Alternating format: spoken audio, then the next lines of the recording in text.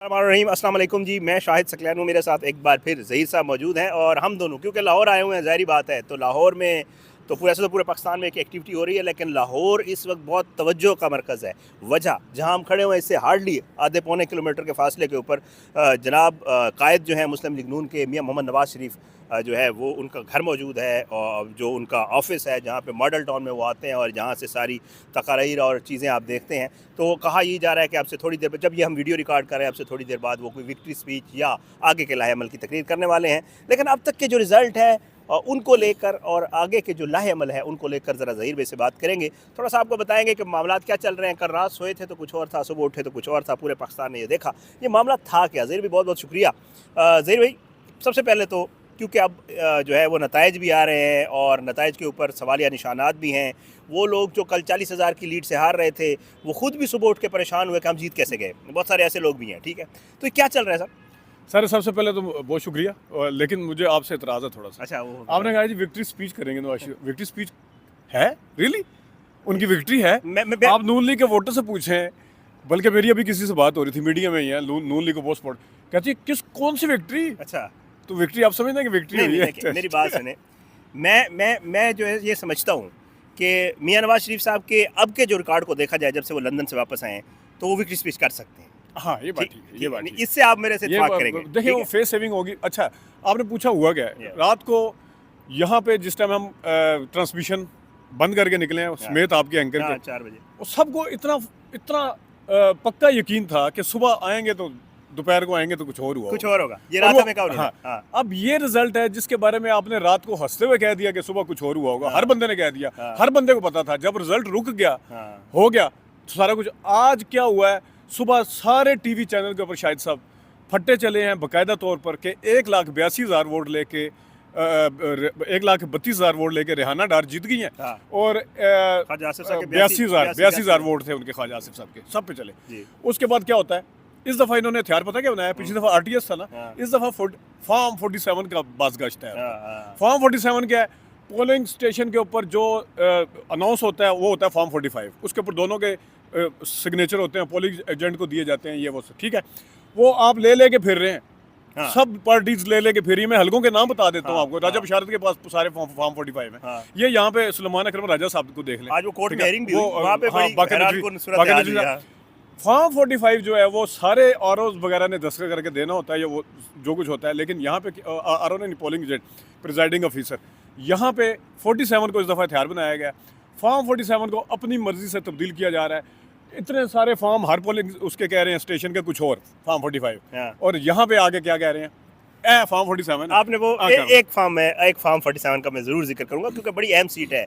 नवाज शरीफ साहब आपको पता है मनसेरा से भी हार रहे थे और यहाँ से भी हार रहे थे। वाजे साफ नज़र आ रहा था सलमान अकरम राजा साहब का ओन चौधरी से जो हारना है, अब जो हार गए हैं, पहले तो जीत रहे थे, ज़ाहिर बात है। मियाँ साहब का जो फॉर्म 47 निकाला गया है, जो कि नून लीग ने खुद भी ट्वीट किया है, मज़े की बात ये उसमें हैरान कुन तौर पे और बड़ी अजीब और गरीब सूरत हाल है। इनको डिफेंड करना पड़ेगा और इसको अगर ये कोर्ट में चला गया कोई तो इनको डिफेंड करना मुश्किल हो जाएगा। क्यों? सारी पार्टियों में से कोई 7 के 8 ऐसे उम्मीदवार हैं जो बेचारे इलेक्शन लड़ रहे थे और हैरान कुन तौर पे उन्होंने अपने आप को भी वोट नहीं डाला, मतलब 0 वोट्स थे उनके, ठीक है। दूसरा ये है कि कुल जो वोटर की तादाद है वो 3,92,000 वो कहते हैं जो वोट डाले गए, और जो सही वोट है वो 3,94,000 है।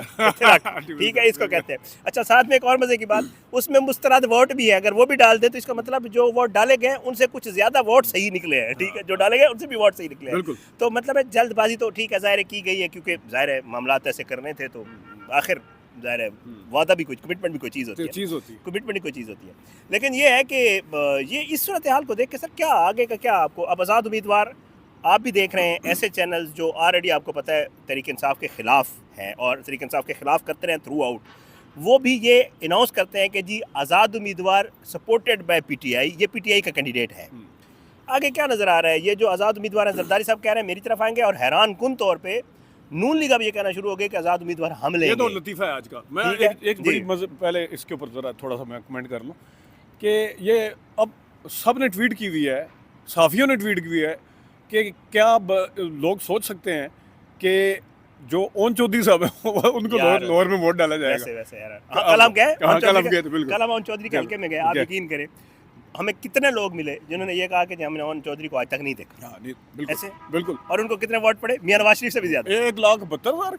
1,72,000। मतलब कैन यू इमेजिन आप इस, अच्छा आपने आने वाले उसका पूछा है, सब हर बंदा यही कह रहा है, ये बड़ा ट्रिकी काम इंटरेस्टिंग है, इंटरेस्टिंग है। ट्रिकी काम है। अब नवाज शरीफ साहब को इलेक्शन की पोलिंग वाले दिन जो आज तक उनको सामना करना पड़ रहा है, वो था इमरान खान अंदर से बैठा हुआ जेल हाँ, के, yes, ठीक है। yes। अब जो सामना उसे करना पड़ेगा वो जरदारी का करना पड़ेगा, ठीक है। और जो आपने सही बात की है, इसहाक डार साहब ने ये इतना बड़ा लतीफ़ा छोड़ा कि खुद जियो वाले कहते हैं, जो देखें जी, कह रहे हैं कि हम आज़ाद उम्मीदवार के साथ मिलकर हुकूमत बनाएं। जिस पार्टी को आपने ख़त्म किया, जिसकी ऐसी तैसी फेरी, जिसके लीडर पे, उसी के लीडर के नाम के ऊपर वोट दे के जो बंदे आए हैं वो आप घेरेंगे। मतलब है, आप सेंस है आपके अंदर, आप क्या करना चाह रहे हैं? वो तो हम कल डिस्कस कर चुके हैं कि मुशर्रफ के निशान पे अगर वो मोहर लगा सकते हैं जी, मैं तो फिर तो पीटीआई वाले लोगों को भी ले लेंगे ये हुकूमत बात में। ठीक। तो ये अच्छा जरदारी साहब के ऊपर आए, आज़ाद उम्मीदवारों का बाय द वे बहुत बड़ा इम्तिहान शुरू होने वाला है। हाँ। उसकी वजह यह है कि अगर नूर आलम खान समेत लोगों को देखें, उनकी जो हालत हुई है वो आज़ाद उम्मीदवार के लिए एक सबक है। अगर आगे जाके उन्होंने इमरान खान के नाम पे वोट दे के किसी और को के हाथ झोली में जाके बैठ गए, उनको तो सामना करना पड़ेगा बाद में इस चीज़ का। लेकिन इस वक्त ट्रिकी काम क्या है? एक सिनेरियो ये बनता है कि पीपल्स पार्टी और नून लीग मिलकर हुकूमत बनाए, मुझे लग ये रहा है, मुझे ये लग पीडीएम मुझे ये टाइप। लग रहा है। अच्छा, उसके अंदर भी जरदारी साहब ये शर्त रखेंगे कि नवाज शरीफ साहब तो बनेंगे नहीं। उन्होंने पहले कह दिया था कि अगर सादा अक्सरियत मिली, शहबाज शरीफ ने कहा हुआ है कि वो सादा अक्सरियत उन्हें मिली तो नवाज शरीफ साहब होंगे, वरना वरना शहबाज शरीफ होंगे या कोई भी। अच्छा, अब अगर शहबाज शरीफ दोबारा कहते हैं तो जरदारी साहब कहेंगे मेरा बेटा पहले वजीर खारजा था, आप वजीर आजम बन चुके हैं, इस दफ़ा में दें। ये भी पॉसिबिलिटी ये है। भी possibility। एक और सिनेरियो ये भी है। अच्छा, एक सिनेरियो है, अगर नवाज शरीफ और शहबाज शरीफ इस पे नहीं मानते और जरदारी साहब अड़ जाते हैं तो उनके पास ऑप्शन कोई नहीं है। ये मतलब इस वक्त फंस चुके हैं। इमरान खान को नीचे दिखाने के लिए या इमरान खान को माइनस रखने के लिए हो सकता है ये वाला भी कर दें। हाँ। अच्छा, अभी सिर्फ परसों तक जो कैंपेन चल रही थी वो तो कहते थे हम तो पीपल्स पार्टी के साथ जाएंगे।